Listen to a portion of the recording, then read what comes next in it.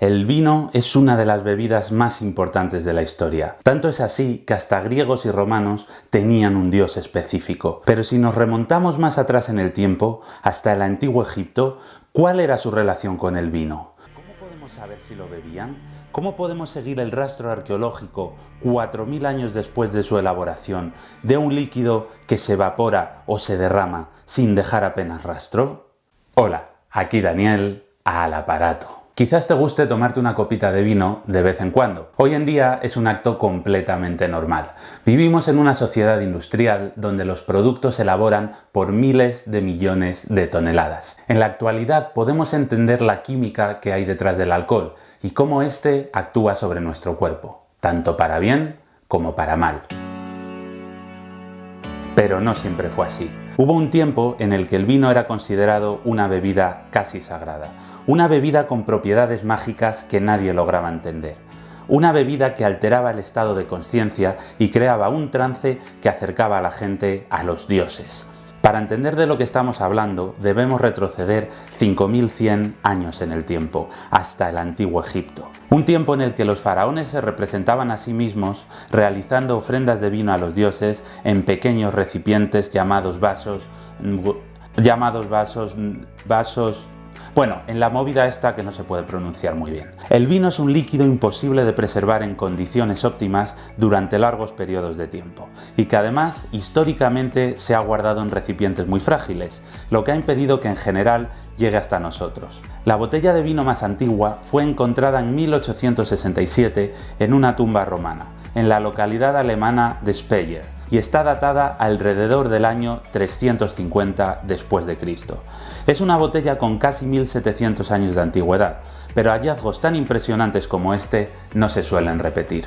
Los arqueólogos no han conseguido encontrar ningún recipiente egipcio con vino líquido en su interior, así que ¿cómo podemos saber entonces si lo consumían? Para averiguarlo, los arqueólogos cruzan distintos datos. Fuentes escritas, como los textos, fuentes iconográficas, como las pinturas murales, y hallazgos arqueológicos, como los restos de vasijas. Como todos sabemos, durante gran parte de su historia, los egipcios escribieron con caracteres jeroglíficos.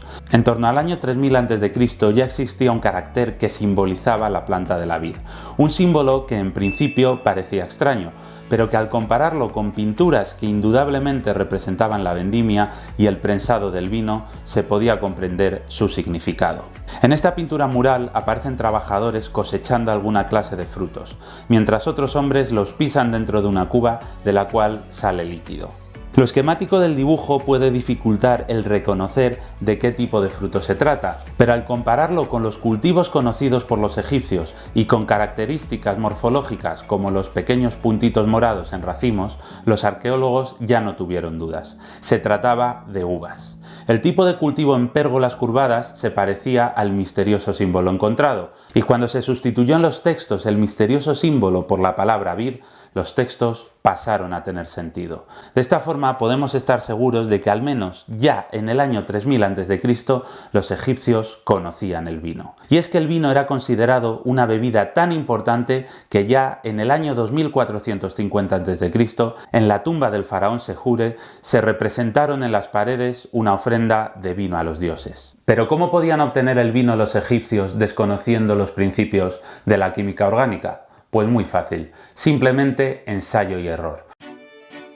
El alcohol se obtiene de manera natural gracias a la fermentación anaeróbica sobre el azúcar que realizan las levaduras, unos hongos microscópicos prácticamente presentes en el aire en todos lados. La razón por la que desde tiempos inmemoriales la uva ha sido el fruto más usado para obtener alcohol es porque es un fruto muy dulce, con mucho azúcar y también con mucha agua, lo que permite maximizar el rendimiento. Una vez que el zumo de uva se deja fermentar, las levaduras que están flotando en el aire comienzan a caer poco a poco sobre el recipiente y comienzan a alimentarse de la glucosa y a multiplicarse. Al alimentarse de la glucosa la transforman en etanol, es decir, en alcohol. El alcohol es un depresor del sistema nervioso, pudiendo causar momentos de euforia y somnolencia, momentos de relajación, así como una disminución de los reflejos, es decir, una experiencia casi mística que hacía que casi todas las religiones de la antigüedad lo utilizaran para alterar el estado de conciencia en sus ceremonias religiosas, o lo que es lo mismo, en los momentos de acercamiento a los dioses. El vino era un bien tan preciado que era cultivado en los dominios reales del faraón, en los de su familia y en los de los grandes templos, que eran los grandes terratenientes del antiguo Egipto. Los arqueólogos también han encontrado representaciones de vides en tumbas de estratos sociales más humildes, pero no saben con exactitud si pretendían representar sus posesiones o si representaban aquello que aspiraban a tener en el más allá. Para la elaboración del vino debían vendimiarlo a finales de verano. Luego depositaban las uvas en cubas, donde eran pisadas hasta convertirlas en zumo, que salía por un pequeño conducto a una vasija menor. Las levaduras que estaban en el aire iban cayendo sobre el zumo y comenzaban a multiplicarse, de manera que cuando el zumo se sellaba con arcilla ya había comenzado la fermentación. El proceso de fermentación produce dióxido de carbono, lo que aumentaba la presión y hacía reventar los tapones. Para ello dejaban un pequeño conducto por el cual escapaba el CO2, y una vez que la fermentación había terminado se sellaba con un tapón hermético. Y si os fijáis, los tapones de hoy en día cuesta tanto abrirlos porque tienen una forma troncocónica que es opuesta a la forma del cuello, de manera que si quedan levaduras en su interior, estas no puedan empujar mediante el dióxido de carbono el tapón hacia afuera. Y es esta la razón por la que nunca podemos meter un corcho en la misma dirección en la que estaba puesto. Siempre debemos darle la vuelta.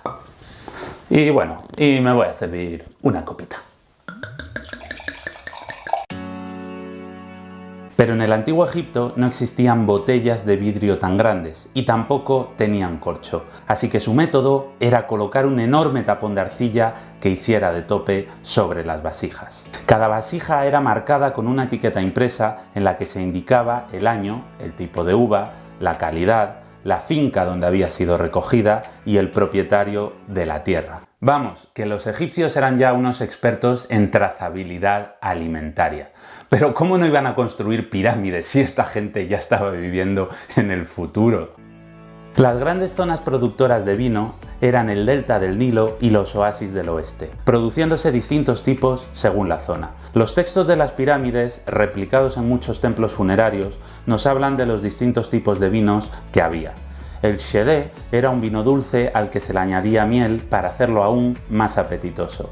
El Nedjen se hacía con uvas secadas al sol, una especie de Pedro Ximénez a la egipcia. El Paur era el vino de calidad mediocre realizado al prensar las uvas por segunda vez, es decir, una puta mierda. Y finalmente tenían el Maá, que era cremita, y era el que se tomaba el faraón, que no tenía ni un pelo de tonto, y que seguramente era el que usaban en las fiestas religiosas y el que ofrecían a los dioses en los vasos en los vasos Unwu. En la tumba de Tutankamón se encontraron 26 jarras de vino. Y no hablo de 26 botellitas de medio litro, no. Hablo de 26 jarras cerámicas de como 5 litros o así. Es decir, una burrada. Vamos, que el faraón no tenía ni un pelo de tonto. Y seguramente no estamos hablando del vino cutre ese, sino que estamos hablando de Maá. Los autores clásicos escribieron que el vino también era considerado un símbolo del renacer. En Egipto no hay muchas plantas de hoja caduca, pero la vid es una de ellas, perdiendo las hojas en invierno y renaciendo en primavera. El color granate del vino les recordaba al turbio y a veces rojizo tono del río Nilo durante la inundación anual, momento en el cual la tierra recuperaba su fertilidad y daba paso al renacer de los cultivos. Resulta fascinante la complejidad de una bebida que lleva 10.000 años asombrando y seduciendo al ser humano. Una bebida elaborada gracias al trabajo de millones de seres microscópicos que no lograron ser vistos al microscopio hasta el siglo XVII. Una bebida con enorme significado cultural y religioso, pero que a la vez es la causa de uno de los grandes males de nuestra sociedad. Disfrutemos de una de las bebidas más antiguas creadas por el hombre, pero disfrutemos de ella con responsabilidad y logremos hacer de nosotros y del mundo un lugar un poquito mejor. Muchas gracias por ver el vídeo y adiós.